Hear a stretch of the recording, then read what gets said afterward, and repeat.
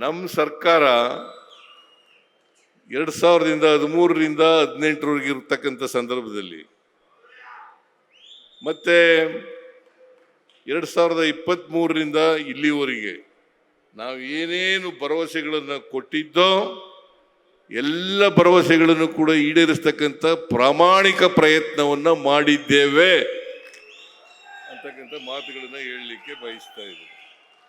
ಸುಮಾರು 2013ರಿಂದ 18ರವರೆಗೆ ಇರುವಾಗ 165 ಭರವಸೆಗಳನ್ನು ಕೊಟ್ಟಿದ್ದು. ಆ 165 ಭರವಸೆಗಳಲ್ಲಿ 158 ಭರವಸೆಗಳನ್ನು ಈಡೇರಿಸಿದ್ದೇವೆ. ಬೇಕಾದ್ರೆ ವೆರಿಫೈ ಮಾಡಬಹುದು.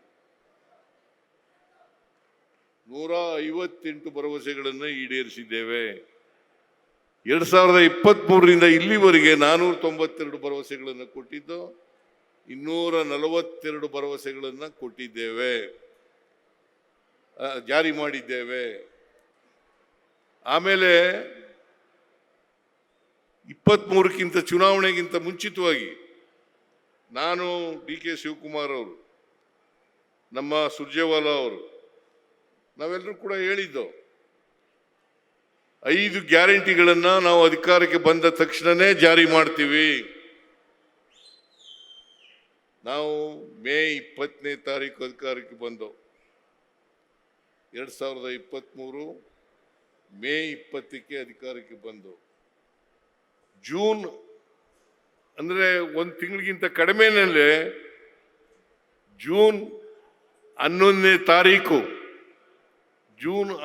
ತಾರೀಕು ಶಕ್ತಿ ಯೋಜನೆಯನ್ನ ಜಾರಿ ಕೊಟ್ಟು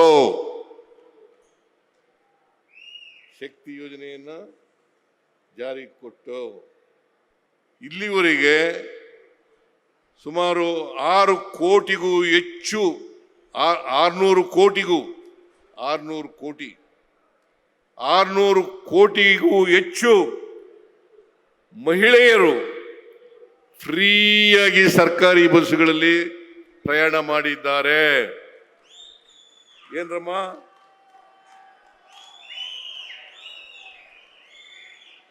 ಇಲ್ಲಿ ಹೆಣ್ಮಕ್ಳು ಕೈ ಎತ್ತದೇ ಇಲ್ವಲ್ಲ? ನೀವು ಯಾಕೆ? ಫ್ರೀಯಾಗಿ 600 ಕೋಟಿಗೂ ಹೆಚ್ಚು ಮಹಿಳೆಯರು ಫ್ರೀಯಾಗಿ. ಈಗ ಹಾಸನ ಜಿಲ್ಲೆ ನಿಮ್ದು ಟೂರಿಸಂ ಇರ್ತಕ್ಕಂಥ ಜಿಲ್ಲೆ. ಬಹಳ ಮುಖ್ಯವಾಗಿ ಕೃಷ್ಣ ಬೈರೇಗೌಡರು ಕೆಲವು ಮನವಿಗಳನ್ನು ಮಾಡಿದ್ದಾರೆ. ಅದರಲ್ಲಿ ಬಹಳ ಪ್ರಮುಖವಾಗಿ ಹೇಮಾವತಿ ಜಲಾಶಯದ ಕೆಳಗಡೆ ಇರ್ತಕ್ಕಂಥ ಜಾಗದಲ್ಲಿ ಒಂದು ಪಾರ್ಕ್ ಅನ್ನ ಮಾಡಿ, ಉದ್ಯಾನವನ ಮಾಡಿ ಅಂತ. 700 ಎಕರೆ ಜಾಗ ಇದೆ ಮಾಡಿ ಅಂತ ಹೇಳಿದ್ದಾರೆ. ಅದನ್ನ ನಮ್ಮ ಸರ್ಕಾರ ಅದನ್ನ ಪರಿಶೀಲನೆ, ನಾನು ಹಿಂದೆ ಮಂತ್ರಿಯಾಗಿದ್ದಾಗ ಒಮ್ಮೆ ಬಂದಿದ್ದೆ, ಅಲ್ಲಿಗೆ ಬಂದು ನೋಡ್ಕೊಂಡೆಲ್ಲ ಹೋಗಿದ್ದೀನಿ, ಜಾಗ ಎಲ್ಲ ನೋಡ್ಕೊಂಡಿದ್ದೆ. ಆಮೇಲೆ ನಾವು ಸೋತ್ಬಿಟ್ಟು ಈಗ ಮತ್ತೆ ಪ್ರಸ್ತಾಪ ಮಾಡಿದ್ದೀರಿ. ನಮ್ಮ ಕೃಷ್ಣ ಬೈರೇಗೌಡರು ಕೂಡ ಅದನ್ನು ಪ್ರಸ್ತಾಪ ಮಾಡಿದ್ದಾರೆ. ಆದ್ದರಿಂದ ಅದನ್ನು ಪರಿಶೀಲನೆ ಮಾಡಿ ನಾವು ಅದನ್ನು ಕಾರ್ಯಕ್ರಮವನ್ನು ಜಾರಿ ಮಾಡ್ತಕ್ಕಂಥ ಪ್ರಯತ್ನವನ್ನು ಮಾಡ್ತೇವೆ. ಯಾಕಂತಂದರೆ ಬೇಲೂರು ಹಳೇಬೀಡು ಇದೆಯಲ್ಲ, ಹೊಯ್ಸಳರ ರಾಜಧಾನಿ ಬೇಲೂರು,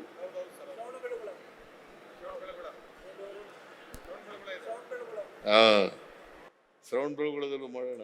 ಶ್ರವಣಬೆಳಗೊಳ, ಬೇಲೂರು, ಹಳೇಬೀಡು ಇವೆಲ್ಲ ಪ್ರವಾಸೋದ್ಯಮ ಪ್ರಮುಖವಾದಂಥ ಸ್ಥಳಗಳು. ಮತ್ತೆ ಇದ್ರ ಜೊತೆಗೆ ಹೇಮಾವತಿನೂ ಮಾಡಿದ್ರೆ ಜನರಿಗೆ ಅನುಕೂಲ ಆಗ್ತದೆ ಅಂತಕ್ಕಂಥ ಮಾತುಗಳನ್ನು ಹೇಳಿದ್ದೀರಿ. ಅದನ್ನು ಮಾಡಿಕೊಡ್ಲಿಕ್ಕೆ ಪ್ರಾಮಾಣಿಕ ಪ್ರಯತ್ನವನ್ನು ಮಾಡ್ತೇವೆ ಅಂತಕ್ಕಂಥ ಮಾತುಗಳನ್ನು ಹೇಳಲಿಕ್ಕೆ ಬಯಸ್ತಾ ಇದ್ದೇನೆ. ನಾನು ಮಾತು ಕೊಡಲ್ಲ, ಕೊಟ್ಟ ಮೇಲೆ ಮಾಡೇ ಮಾಡ್ತೀವಿ.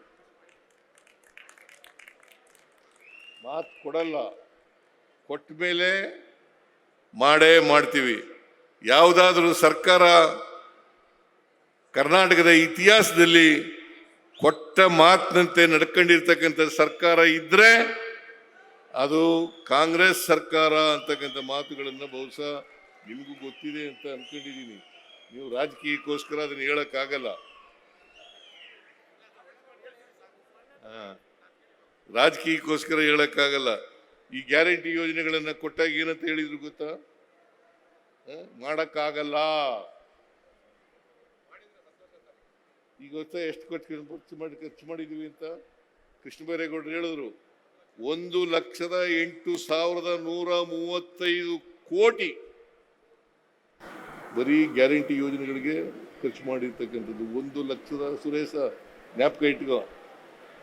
ನೀನೆಲ್ಲ ನೀನು ಕಡೆ ಭಾಷಣ ಮಾಡು. 1,08,135 ಕೋಟಿ ಮಾಡಕ್ ಸಾಧ್ಯ ಆಯ್ತಿತ್ತ? ಮಾಡಕ್ಕಾಗಲ್ಲ ಅಂತ ಇದ್ರಲ್ಲ ಮಾಡ್ಲಿಲ್ವಾ ನಾವು? ಏನ್ರಿ ಮಾಡಿದೀವೋ ಇಲ್ಲ?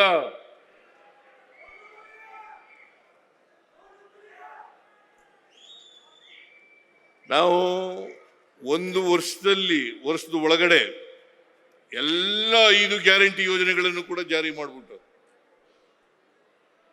ಶಕ್ತಿ ಯೋಜನೆ ಇರ್ಬೋದು, ಗೃಹಲಕ್ಷ್ಮಿ ಯೋಜನೆ ಇರ್ಬೋದು, ಗೃಹ ಜ್ಯೋತಿ ಯೋಜನೆ ಇರ್ಬೋದು, ಅನ್ನಭಾಗ್ಯ ಯೋಜನೆ ಇರ್ಬೋದು, ಯುವ ನಿಧಿ ಕಾರ್ಯಕ್ರಮ ಇರ್ಬೋದು, ಎಲ್ಲ ಕಾರ್ಯಕ್ರಮಗಳನ್ನು ಕೂಡ ಒಂದು ವರ್ಷದಲ್ಲೇ ಮಾಡಿಬಿಟ್ಟು ಜುಲೈನಲ್ಲಿ 2 ಪ್ರೋಗ್ರಾಮ್ಗಳನ್ನು ಮಾಡೋದು.